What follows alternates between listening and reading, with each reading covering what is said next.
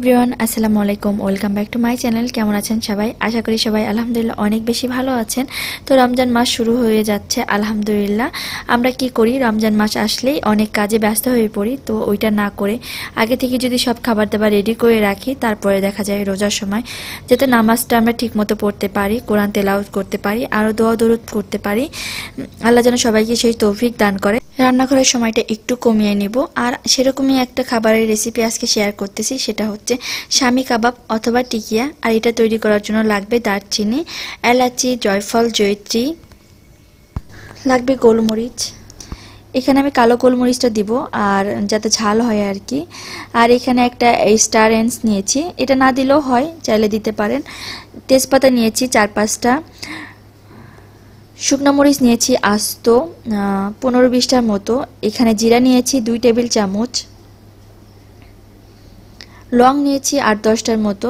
তো এই সব কিছু মশলা একসাথে মিক্স করে নিব। আর এই পাশে হচ্ছে নিয়েছি আদা রসুন এমন পরিমাণে নিয়েছি যাতে রসুন বাটলে 1.5 টেবিল চামচ হয়, আদা বাটলেও 1.5 টেবিল চামচ হয়, এই পরিমাণে নিয়েছি।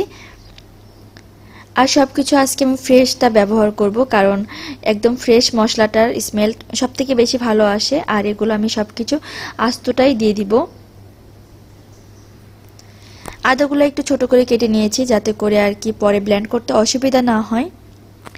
তো এবার হচ্ছে আমি চুলায় একটা প্যান বসিয়ে দিয়েছি, দেখতেই পাচ্ছেন।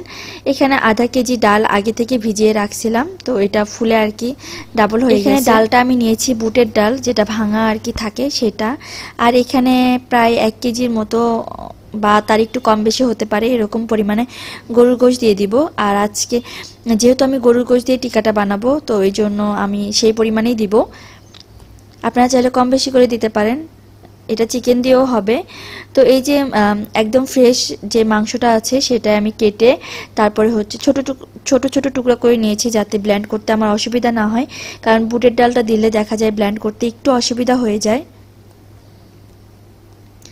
তো এখানে বুটের ডাল আর হচ্ছে মাংস দেওয়া হয়ে গেছে। আর এটার মধ্যে এখন দিয়ে দিব আদা রসুন। আর বাকি যে মশলাগুলো ছিল, শুকনো মরিচ, জয়ফল, জয়ত্রী, জিরা, ধনিয়া না, লং, তারপরে গোলমরিচ, তেজপাতা, সব কিছু আমি দিয়ে দিব।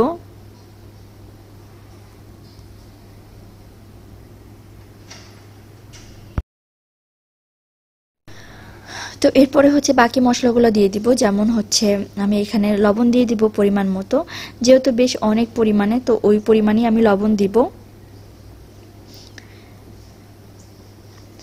দিয়ে দিব হাফ চা চামচের মতো লাল মরিচের গুঁড়া, এটা না দিলেও হয়, আমি যেহেতু কাঁচামরিচ দিব না এই জন্য একটুখানি দিয়ে দিলাম। আর এখানে দিয়ে দিব সামান্য পরিমাণে হলুদ গুঁড়া। হলুদের গুঁড়াটা যদি দিতে চান তাহলে দিতে পারেন, না হলে নাও দিতে পারেন, কোনো সমস্যা নাই। মাংস, বুটের ডাল, দেন হচ্ছে সব মশলা একসাথে হাত দিয়ে আমি মিক্স করে নিয়েছি। চাইলে আপনারা একটা কিছু দিয়ে মিক্স করে নিতে পারেন বা আমার মতো হাত দিয়ে মিক্স করে নিতে পারেন। আর এখন এটার মধ্যে দিয়ে দিব হচ্ছে পানি, বেশ অনেকটা পরিমাণে পানি দিয়ে দিব, কারণ এটা আর ভুনাবো না, কষাবো না, জাস্ট খালি পানি দিয়ে ঢেকে রেখে দিব। পানি দিয়ে ঢেকে রাখার পরে সিদ্ধ হওয়া পর্যন্ত আমি অপেক্ষা করব। যে পর্যন্ত সিদ্ধ না হবে এই পর্যন্ত এটা এভাবেই হতে দিব।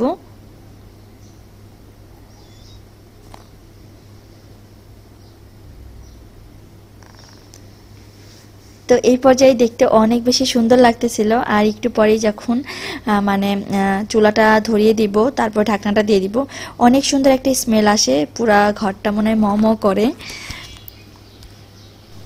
আর আমি এখানে কিন্তু কোনো পেঁয়াজ দিই নাই, চাইলে এই পর্যায়ে দিতে পারেন একটু পেঁয়াজ, আমিও একটু পেঁয়াজ দিয়ে দিলাম। আর বাকিটা আমি পেঁয়াজ বেরেস্তা করে দিব। পেঁয়াজ বেরেস্তা করে দিলে অনেক সুন্দর স্মেল বেরোয়। তো পরে আমি পুদিনা পাতা, পেঁয়াজ বেরেস্তা এগুলাই দিব। তো এখন এটা ঢাকনা দিয়ে ঢেকে রেখে দিব সিদ্ধ হওয়া পর্যন্ত। তো এই দেখেন এটা মোটামুটি সিদ্ধ হয়ে আসছে, আর পানিও কিন্তু বেশ অনেকটা শুকিয়ে গেছে। তো এটা আরও পানি শুকাবে, যে পর্যন্ত পানি একদম শেষ হয়ে যাবে, একটুও পানি না থাকবে, তখন আমি এটা আর কি চুলাটা বন্ধ করে দিব। যেহেতু আমি চুলার আঁচটা একটু কমিয়ে দিয়েছিলাম, এই জন্য আরও ভালো করে সিদ্ধ হয়েছে। তো এই যে দেখেন এই পর্যায়ে হচ্ছে আমি নামিয়ে নিয়েছি, একদম পানিটা শুকিয়ে মানে দেখেন একদম শক্ত হয়ে গেছে একদম। এই পর্যায়ে আমি নামিয়ে নিয়েছি। তো নামিয়ে নেওয়ার পরে এটা ব্লেন্ড করে নিয়েছি। তো ব্লেন্ড করার পরে এখানে আমি দিয়ে দিব হচ্ছে কুচি করা বেশ অনেকটা, প্রায় 3 টেবিল চামচের মতো পুদিনা পাতা কুচি। দিয়ে দিব 2টা ডিম। ডিমটা দিলে খুব সুন্দর হয়, একদম মানে একটা বাইন্ডিং এর কাজ করে, যে মানে খুলে যাওয়ার সম্ভাবনাটা কম থাকে। চাইলে এখানে আপনারা বেসন দিতে পারেন বা ময়দা দিতে পারেন একটু। আমি কোনো কিছুই দিব না, জাস্ট 2টা ডিম দিয়ে দিলাম। যদি আমি এখানে 3টা ডিম দিতাম তাহলে হয়তো বা আমার একটু বেসন দিতে হইতো, বাট এখানে আমি 2টা ডিম দিয়েছি। এখন এটা ভালো করে মিক্স করে নিব। ডিম আর পুদিনা পাতা ভালো করে মিক্স করা হয়ে গেলে তারপরে আমি হচ্ছে পেঁয়াজ বেরেস্তাটা দিব, কারণ পেঁয়াজ বেরেস্তাটা আমি একটু আস্ত রাখতে চাচ্ছিলাম। এই পর্যায়ে যদি দিই তাহলে দেখা যাবে পেঁয়াজ বেরেস্তাগুলো একদম গুঁড়ো হয়ে যাবে, কারণ এখানে অনেক ভালো করে মথে নিতে হবে এটা।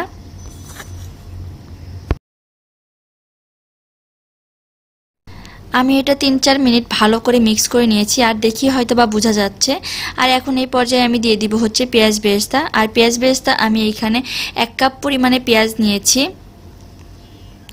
সরি 1 কাপ পরিমাণে বেরেস্তা নিয়েছি, পেঁয়াজটা আর একটু বেশি নিয়েছি। তো এই যে এখন ভালো করে মিক্স করে নিয়ে নিচ্ছি।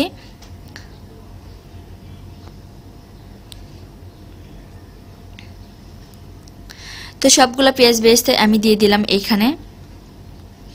যেহেতু বেশ অনেকটা পরিমাণে, কিন্তু এই জন্য আমি পেঁয়াজ বেরেস্তার পরিমাণটাও একটু বেশি দিয়েছি।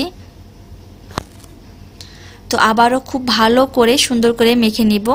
আর এই পর্যায়ে শেষ মাখা, আর এটা মাখতে হবে না। তো এখন যেটা করব সেটা হচ্ছে একটা ট্রে নিয়ে নিয়েছি, ট্রেটার মধ্যে ভালো করে তেল দিয়ে নিয়েছি। দেন এখানে একটা চপিং বোর্ড নিয়েছি, চপিং বোর্ডেও ভালো করে তেল দিয়ে নিয়েছি। এখন হচ্ছে আমি যেটা মেখে রাখলাম কাবাবের ডোটা, ওইখান থেকে একটু নিয়ে চপিং বোর্ডের উপর গোল করে নিচ্ছি। দেখে হয়তো বা বুঝতেছেন কিভাবে বানাচ্ছি। এভাবেই আমি সবগুলো কাবাব বানিয়ে নিব। আর আপনারা আপনাদের পছন্দের শেপে দিতে পারেন। আমি এখানে ছোট বড় মিক্স করে করব। আর সবগুলো কাবাবই আমি গোল করে বানাবো, কারণ এটাই মানে সবথেকে সুন্দর আমার কাছে মনে হয়।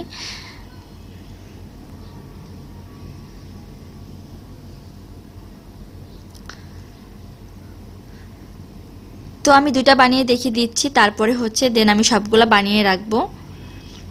এই যে আমি সবগুলা বানিয়ে নিয়েছি, আমার এতগুলা হয়েছে। এগুলা এখন আমি ডিপ ফ্রিজে রেখে দিব এভাবে। তারপরে আধা ঘন্টা পরে সবগুলা একসাথে করে একটা জিপলক ব্যাগ অথবা বক্সে ভরে রেখে দিব। তো যাই হোক, আজকের ভিডিও যদি আপনাদের ভালো লাগে অবশ্যই আমার চ্যানেলটা সাবস্ক্রাইব করবেন, আর অবশ্যই লাইক দিবেন। আর এদিকে রোজার আরও কিছু প্রস্তুতি ছিল। আমি যেহেতু কয়েকদিন আগে ঘুরে আসছি, এই জন্য আমার সবকিছু একদম মাথার উপর পড়েছে, কোনটা থেকে কোনটা করব এটা আমি বুঝতেই পারতেছিলাম না। তো যাই হোক, বাজার করে নিয়ে আসছে, সেগুলো একটু গুছিয়ে রাখতেছি।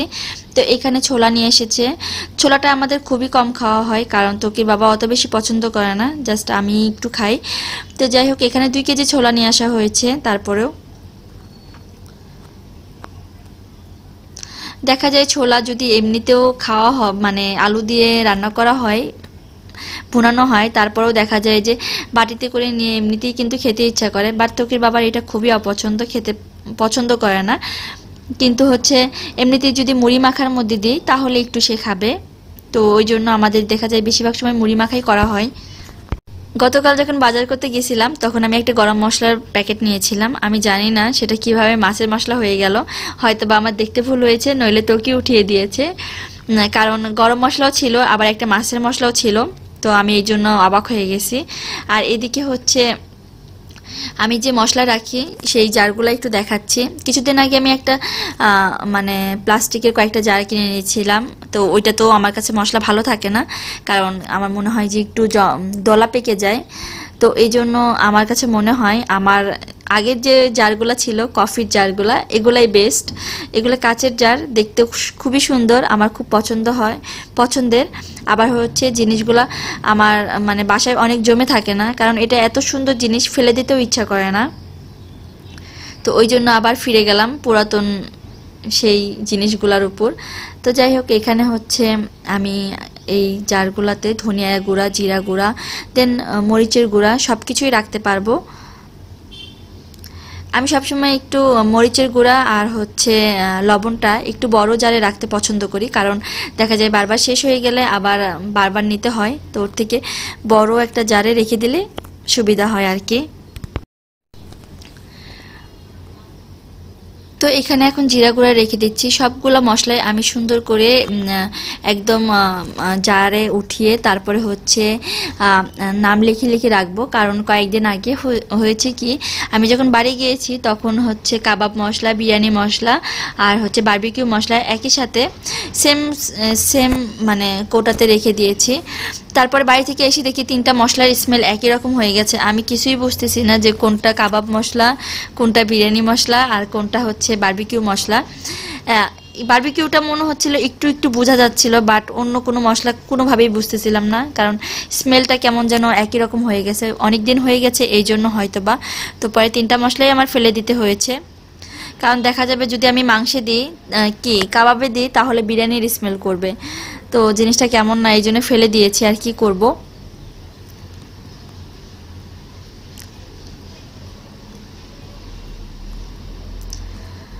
তো স্মেলটা যেহেতু চেঞ্জ হয়ে গেছে ওই জন্যই আরও ফেলে দেওয়া। আর এদিকে হচ্ছে জিরা গুঁড়া, এই এই জারগুলাতে মানে 100 গ্রাম মশলা আর কি ধরে আর কি, তো এই জন্য এই জারগুলাই আমার কাছে ভালো লাগে। আর এই জারগুলো আমি কিনেছিলাম এই কারণেই, কারণ কফির কিন্তু অনেক বড় বড় কৌটা পাওয়া যায়, আর আমি একসময় এত বেশি কফি খেতাম কি বলবো,